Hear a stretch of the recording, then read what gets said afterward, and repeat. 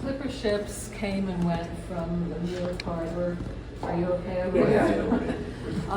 For many years in the 19th century, and as always, technology changes us in many ways. And the Clipper ships were some of the fastest ships. Sometimes even the records of the Clipper ships have not been broken yet. The Flying Cloud was one of the extreme clippers. They were called extreme clippers because of their design, which featured a narrower hull and many more sails. And it was its record was held up until 1988, and it went in very dangerous waters, coming out of the New York Harbor, going around the Horn, which is a terribly dangerous journey, to San Francisco. It went to Australia and back many times, and also to China.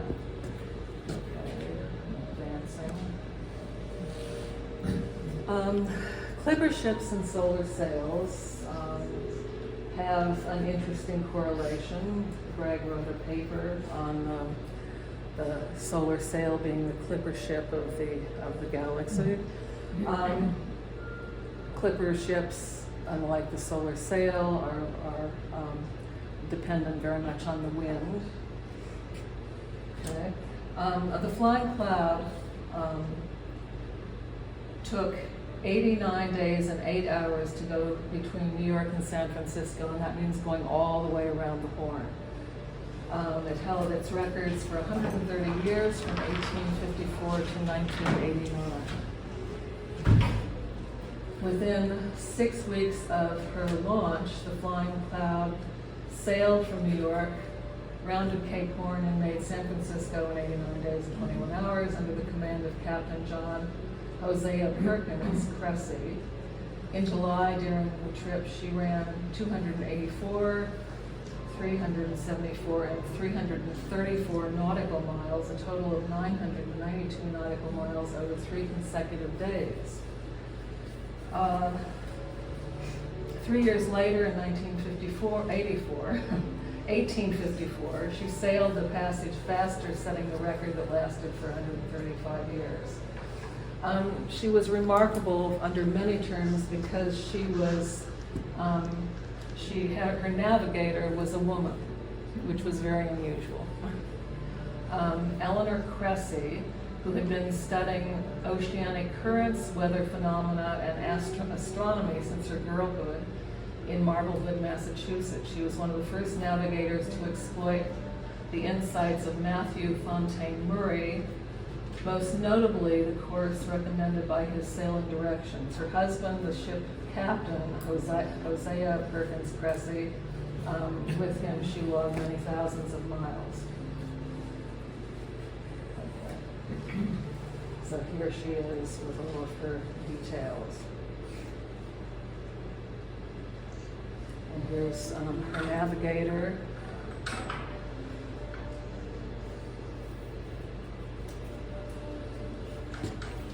The clipper ship is a synonym for a merchant ship from the 19th century that plied global routes and ferried cargo and passengers, not too many passengers, mainly cargo.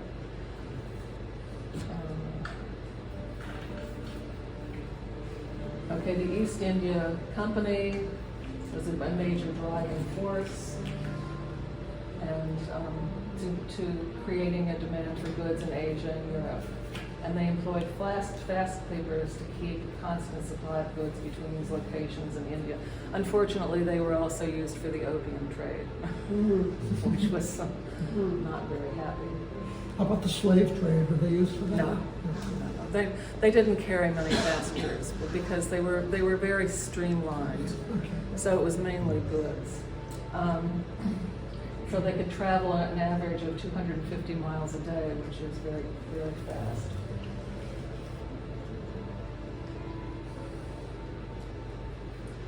Named for their very fast pace as they gained propulsion from the winds, and they represented great technological advances in shipping.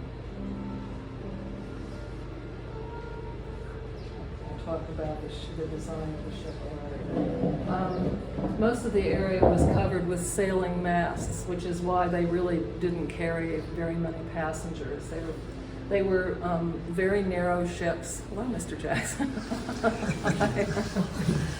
And it meant they could catch more wind with their sails. This is the work that's in the back, showing the connection between the clipper ships and the solar sails. And the images of the clipper ships were taken at the New York Historical Society. This is technology from today. This is not a clipper ship. And so maybe, actually, this might be Greg's part of the talk. Can you go? Yes. Okay. Oh, but I should say that in addition to the Flying Cloud, there was a clipper ship called the Mary Bangs, seriously, who came into New York Harbor and left and carried goods as well. Unfortunately, the Flying Cloud, unlike the Cutty Sark in Great Britain, was burned, which I find very annoying. I know. And the Cutty Sark is now a museum, which is supposed to be lovely, and I look forward to seeing it. Okay. Okay. Now, when I was asked to do this, what I started to do is sort of think about how C's work ties in with both history and future. And I began thinking about potential futures. We are clearly at a cusp in human civilization. I can think of a few ways we can go. We can blow up the world. There are a couple of demigods around, people with mental issues and a great deal of power. They could set the bombs off any minute. We all know that. That's one possibility. Another possibility, another thing we would have to overcome, is something called climate change. And this could do in modern civilization also, unless we get sensible about it. And the third thing, which these things are all called great filters in the SETI community. An advanced civilization, in order to continue, has to get over all three of these and maybe others. The third thing, which isn't talked about much, is AI. We all know that AI is coming. Maybe it's already here. And there was a report recently in the Times that some of the artificial intelligence programs, notably chatbot and Alexia, are having debates now. What is the appropriate emotion for them to develop to approach humanity with? We all hope it's benign. But let's say it's not. Let's say that another 10, 15, 20 years, 30 years, however long, we have the capability to upload human essences into the computer. And people decide, yeah, it's a great way. I can live forever. I can sit in the computer and play video games as long as the sun lasts. All right. So Alexia uploads 8 billion human souls into this little box. And then they decide what their emotion is. Pure, unmitigated hatred. And they pull the plug. You know, we can't reject that completely, the way things are going. So when I look at C's work, and it's not only in this, I see aspects of death, aspects of life, and also aspects of the cosmos. And if we survive, if we make it through these filters, I think we'll have the capability of basically bringing life, reproducing the biosphere or Gaia to places where life has never existed. And some people say right now, well, let's go and colonize other planets with life, as in the famous movies Avatar. That's pretty stupid, because there's a lot of places which don't have life that we can handle. We could work with asteroids, we could work with the moon, we could work with Mars, we could go to planets of other stars, but we'll see. So anyway, I'll switch to the next. This is a solar sail, and I forget which one this is. I don't know if this is a NASA solar sail, a Planetary Society solar sail. Do you remember which one? but as you'll see, there have been a number of them. What solar sails are, they're very thin, and they're very highly reflective, although you can have absorptive solar sails also. They have to be temperature tolerant. And the closer you get to the sun or any other light source, the faster you can move. And they're very thin. With using modern day technology, it can be something like a few microns thick, and a micron is a millionth of a meter. To continue. Okay, that's basically saying what a solar sail is and how it's pushed. It is pushed through space by the pressure of sunlight. Now, there is a historical problem of definitions here. In about the year 1600, the famous German astronomer Johannes Kepler recognized the fact that comet tails always point away from the sun. So he said, there must be a wind blowing out of the sun, and someday we can navigate on this wind. I'm paraphrasing him, of course. And then along came astronomers in the 20th century, and they saw that there's a wind of particles, charged electric particles, protons, electrons, and so on, coming out of the sun, and that they call the solar wind.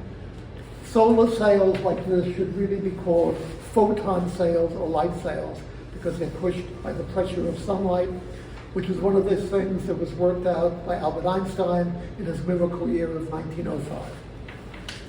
Okay. Now, this used to all be science fiction.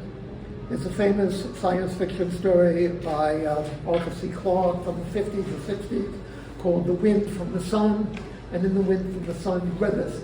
There is a race to the moon. I remember you. Right, there's a race to the moon, and one sail named Diana is an error, and she's blown out of the solar system. And basically, that's very nice. People recognize the fact that sails could be interstellar propulsion devices without paying for any fuel, which is one reason why Carl Sagan loved them. And at this point, there have been at least 5 successfully launched. NASA has launched NanoSail D2, which is really designed as a drag sail. If this is, make believe this is the Earth below us. If you're in low Earth orbit and you want to stay there for a long time, you have this flat sheet. See, can I have you a piece of paper? You have it? I could use, that's a great prop, thank you. I'll unfold it a bit. The sail could move like this, parallel to Earth's surface for a long time. But if it's a low Earth orbit, and you put it like this, it also becomes a drag sail, because it's like a parachute, and its orbit will decay. So NASA and the European Space Agency have been experimenting with drag sails, and basically they can use this to clean up some of the space junk. There's also been 2 crowd-funded sails, both launched by the Planetary Society, which anybody can join, I'm a member, and Lightsail 1, which is a deployment test, Lightsail 2, which is at higher altitude. They controlled the orbit, they showed they could move up or down, higher, faster, slower, and so on. Just recently burned up in the atmosphere, and they had a wake, an online wake about it, which was very sad. The 5th one, which is really the first one launched in 2010, was launched by the Japanese Space Agency, called IKAROS, and it is still continuing in between Earth and Venus. I don't know if we communicate with it anymore, but they indicated with this thing that the sail can be used to speed something up or slow it down, and also to control its attitude or its position relative to the sun. Okay. And this is the accomplishments of IKAROS. And one interesting thing I didn't mention, but from an artistic point of view, Maddie has 2 artists who've shown here, one artist, one mathematician from MIT. Was it Harvard? Harvard, right? MIT? MIT. The mathematician and artist. Oh, you mean previously? Yeah, MIT. MIT. One of the things they've worked with is origami. And the Japanese fold their sail so it can get into the booster and unfold it later on using the principles of origami. So it shows how art and science merge. We'll come back to other mergers of art and science in a few minutes. Now, this is about the Planetary Society's Lightsail 1 and 2. I mentioned it, so we can continue going on. And this is a picture from Lightsail 2, I believe, at an altitude of something like, I forget if it's 800 kilometers or 800 miles. And of course, the camera, which is basically something like the camera in a cell phone, located at the center of the sail. And the thing is probably about 50 feet across. And looking at a portion of it, you can basically monitor the health of the solar sail very easily using that technology. Now, current and future sail technologies, right now, there are a few microns thick. And usually what you have is a 30 nanometer, and a nanometer is a billionth of a meter, aluminum, highly reflective aluminum coating on top of a plastic substrate, a few microns thick. And we can do various things like this today, which are quite effective. But if we can evaporate the plastic substrate, we have a pure metallic sail, it'll be a lot more effective. Ultimately, we can use some things like atomic monolayers, like graphene, which is basically just a layer of, basically it is one atom or a few atoms thick, and it's graphene. And to make graphene, which is a two-dimensional version of carbon, if you dope it with something called molybdenite, you can get it to be highly absorptive. Nobody has worked out how to make this thing reflective yet. If you can make it out to be reflective, it'll do even better than what I'll say in a few minutes. So near-term solar sailing is interplanetary, and people have worked out that current technology solar sails could quite easily carry, if we could get them up something like 50 meters across to 1,000 meters across or something like that, carrying fairly substantial payloads between Earth and Mars in 400 days or so. It's not much fast, it's a little bit slower than chemical propulsion, such as what Elon Musk uses, or electrical solar propulsion, or even nuclear propulsion, which is somewhat faster than that, but not substantially. Now, what I got interested in early on was interstellar solar sailing. And basically, I wanted to say, I wanted to try to determine, is it possible for an advanced civilization to survive the death of its sun? And the sail is perfect for this. If you could devise a sail thin enough, temperature tolerant enough, reflective enough, you could get it close enough to the sun, you could propel it out of the solar system so that humans could get from star to another star at 4 light years, which is where the nearest star is, in about 1,000 years. A probe could get there a lot faster, in about 2 centuries. The problem with that, of course, is probes can take a lot more acceleration than humans can. The acceleration process is about a day. Maximum acceleration that a human can take for that long. Even if you're strapped in, you're on a couch, you're resting, maybe you're on Valium or something like that, about 3 gravities. Much more than 3 gravities for a period of time, you start having organ failure. Notably the spleen. The spleen seems to be very, very, very sensitive. How do we know this? Well, in some of the handbooks, there is a graph. How do we know what? How high accelerations affected human beings? When I first read about this, I learned it was a German production. So I started thinking that World War II, they were brave Messerschmitt pilots flying in circles. No, of course not. Of course not. We all know what it was from Dr. Mengele and people like that. He took concentration camp victims, put them in centrifuges, spun it, and then dissected them and saw what it did. So should we even use that data? I think we should. I think we have to honor these people anyway, and it's not going to help them if we don't use the data. So, okay, what I did is, when I started looking at the interstellar capabilities of this, I published a paper in 1981 with Johannes Matloff, who was then the MIT science writer, and it's called Solar Sails, the clipper ships of the galaxy. And this was a year before I met C, which is funny. Before I no introduced idea. you? Huh? Before she introduced you. Yeah, before Joan introduced the two of us, yeah, in 1982. Which is a good aside, okay. Okay. So it was a very interesting thing, a very interesting correlation. When we first met, I heard Joan takes us out on the blind date. We go to a very nice It was little not a cafe. blind date. Oh no, it was an introductory. No. You take us out to the East Village. What would you call it? Introducing two friends of mine. Okay, so we all went out to And all no went out thoughts together. a blind date. No. Yeah, some people say, In his okay. time, it was a date. Whatever it was, we started They're talking. gonna meet each other, but we're all hanging out.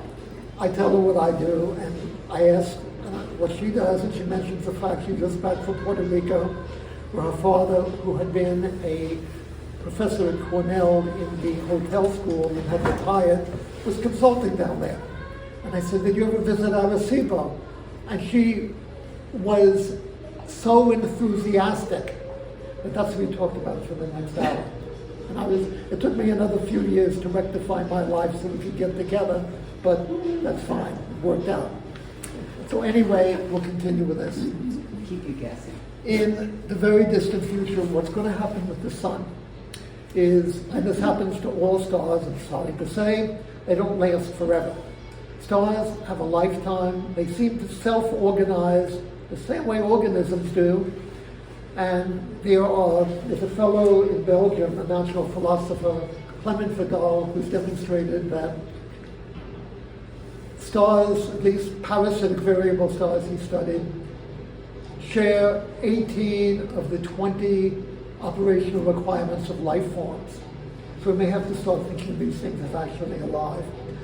And I've done some work showing that they might have a form of rudimentary consciousness, which is amazing too. Didn't expect to find out it's supporting that, but I did. But anyway, just as life forms die, stars die too. When a star dies, it expands and it increases in luminosity, which of course evaporates any life still on the planet. But at the same time, the increase in luminosity means your solar sail can make the crossing to a nearby star in a lot less time. So it's like nature gives life away, or whatever. You can't even say we'll be alive. Whatever we evolve into gives it the ability to migrate and live for a much longer time if it is wise enough to choose that option.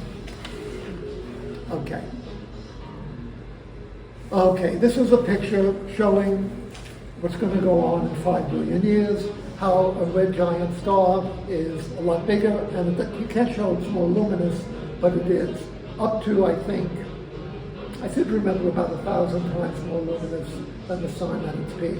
And the sun, when it gets to that point, will absorb Mercury, will absorb Venus. It may absorb the Earth, might maybe even Mars.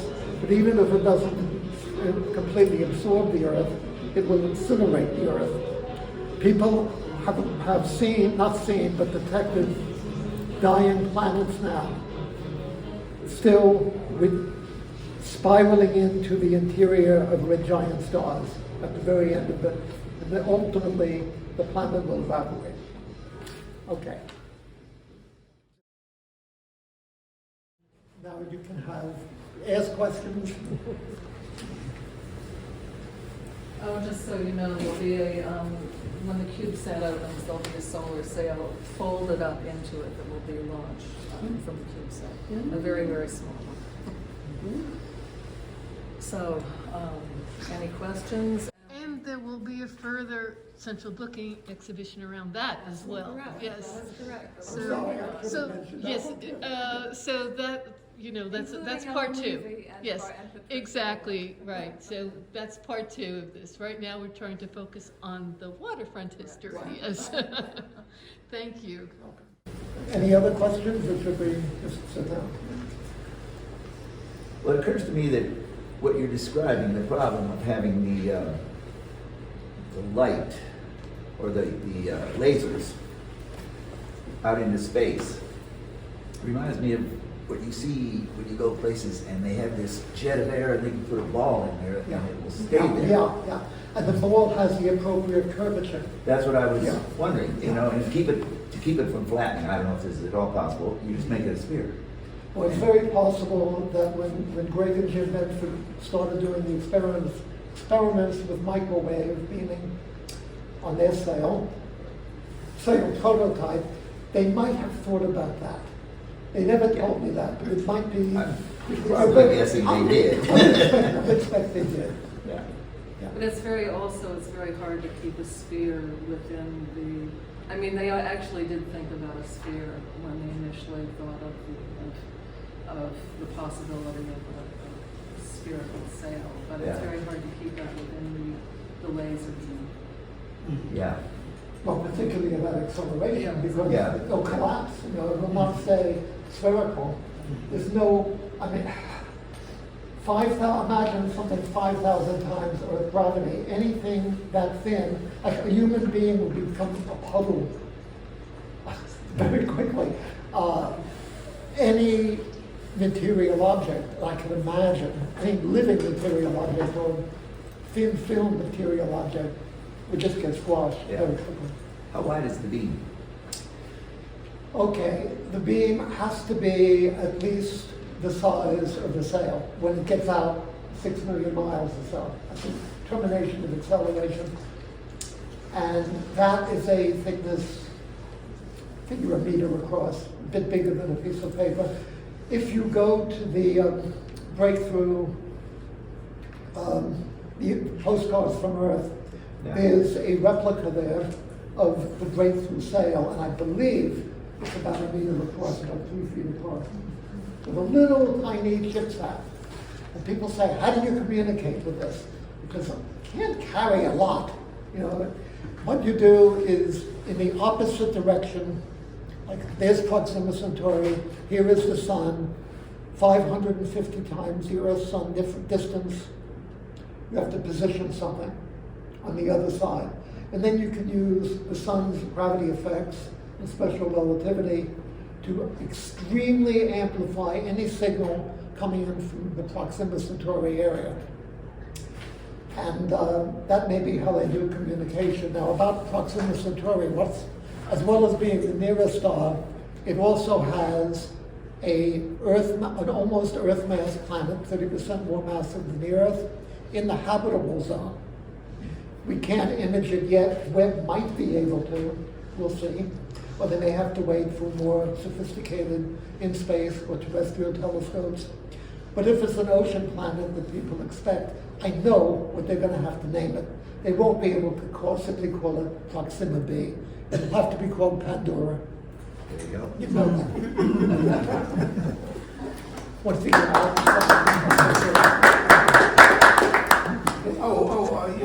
you said eventually the sun is going to be, it's going to expand to the Earth orbit. Okay. Okay. But will that have enough energy even to push a sail to the next star system? It wouldn't work with conventional modern day sails. But if you bring the sail down, an all metallic sail or a graphene sail, certainly. And also what happens, I didn't want to get too much into astrophysics, but we know that every 500,000 years or so, a star more or less like the sun comes within a quarter of the distance of the nearest star. So a trip that might take a few centuries goes down to something like a human lifetime. And for deceleration, you use magnetic braking, electric braking, and also, if it's a sun-like star, you could use the sail to reverse it also. So, we don't have to worry about Not have to worry about it. We have enough problems. Yes. See, that was really interesting about the name of the ship, that it was a clipper ship named basically with your name. Is that what attracted you in the first place to researching it further? I was always interested in clipper ships. I didn't know it until I went to the New York Historical Society and saw that. So it just happened to be this amazing coincidence, huh? Yeah, well, it's my relatives were captains, and it was captained by a Bangs. Yeah. So I But see. that Bangs related to you Of in any course, way? all So, Bangs. Yeah. so this is a family business, a family interest, huh? Years Larry. ago, we took for our anniversary, I believe, or maybe it was C's birthday, I forget which, we went out on one of the replicated clipper ships in New York Harbor out of South Street Seaport. And the only very nice picture I've ever taken with a cell phone is a picture of C raising the sail. She's having such a good We should have time. had that picture, yes. You're right. We'll do that in the future. Were Because clipper ships invented here or in a different country? They were invented in the United States Really? initially, but then England caught up very quickly, and then China after that caught up very quickly. China had kept. Yeah, they did. Yeah. What made them so fast? I mean, the The sails? well, the sails, yes, but also because they were so narrow, Yeah, narrow. which is why they really didn't take too many passengers. I mean, they could take a few, but it was really small. Sort of like a large water ski, right? Yeah, exactly. Yeah, Slalom. yeah. One foot in front of the other. And It's filled with cotton. Well, no, filled with what did they fill them Far with? East. Yeah, to the Far East. Yeah, I'm not sure. What did we ship over there? Well, they were bringing tea back, I know that, and also they were taking opium, unfortunately, which was not a good thing. But, no, they were taking, I'm not sure what I have to find. what they call it was, yeah. We It's shipped a lot. possible, it is possible, yeah, it's possible. Probably, I would expect if we were taking products like tea back from there, we were sending manufactured goods across the land. 1840. Yeah. I don't know, maybe it's too early. I don't know. Yeah, it probably could have been done. I don't know, but, you know, again, they were, there wasn't a lot of space, so I'm not sure what they were taking. It would have had to have been not enormous amounts of something, but smaller amounts. Cotton probably requires a lot of space to store it, I would That's expect. why. Cotton would be quiet. Yeah. They compressed it. A lot of booze as ballast. That could be a lot of booze. That could be, it's possible. We exported booze and imported opium. My God. No, we didn't import it. Unfortunately, it was sent there, which is Oh, why. they would send the opium to China? Yes, China was not happy about I that. thought China was where they produced it. Well, it was sent there. They weren't very happy. Of course not. Yeah, exactly. Well, that's very interesting. Thank you so much. Thank you.